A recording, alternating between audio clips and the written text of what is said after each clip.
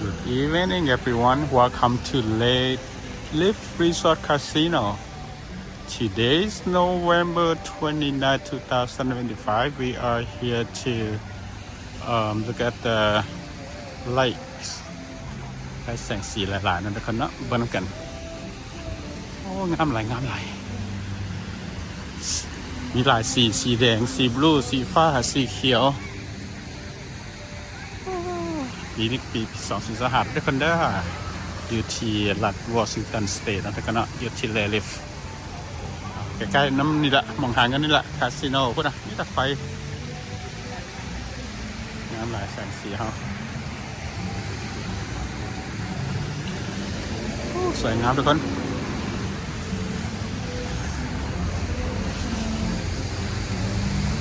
Welcome to Washington State ทุกคนเด้อ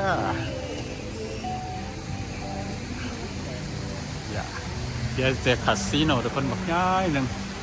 มีโฮเทลให้พร้อมขันหมู่ครูมาเยี่ยมมายาม Washington State จะพาทุกคนมาเที่ยวกันทุกคนเนาะไปลาสเวกัสเลยทุกคนอันนั้นเป็น Wallet Parking พระเจ้ายันcasino Wallet Parking มีมาหายางอีกคนไปขับไปไหนทุกคนขับไปนั่นกันทุกคนนะหนาวมันเย็นโอเคทุกคนเด็กทำไมโอกาสหนาวทุกคนเนาะOh my god saving my life that's $4.80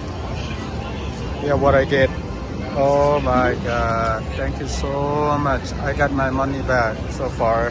it's just jackpot time guys it's a jackpot time Look at the wigs ready right here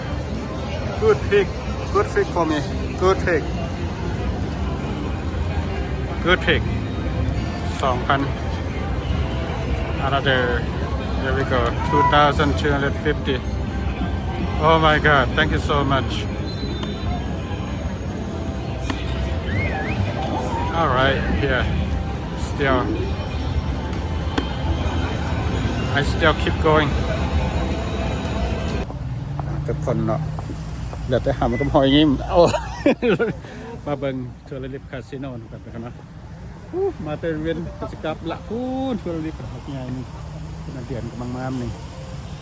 ไปเนี่ยเฮาบัดนี้มาฟานละโอ้ยไปเซอร์เฟอร์พาไปโอเคกลับแล้วบัดนี้เท่าหน้าเจอกันมาทุกคนนะมานับกันชีวิตบัดนี้มีลุงว่าวเนี่ยมีนาเดียไปคุณรถกันอุ้ยหนาวexperience ไปคุณนี่ดีกันโอ้ยมีอาหารเยอะยังอยู่ได้เอามาน้อยสิใหญ่เพิ่นละ100เอามาเกียร์จัดไปนะสิใหญ่ครับอันนี้มันเงินแจ็คพอตได้สิใหญ่ให้หมู่คนละ100ซะป้าไปก่อน Thank you นี่ลุงว่าว100นึงได้อยู่ให้ได้จ้ะนาเดียนาบูจะ100นึงคนละ100อันนี้ได้ประมาณ 2,000 โอเคนั่นชิ้นกันเนาะทุกคนเนาะไปๆนะทุกคนเนาะ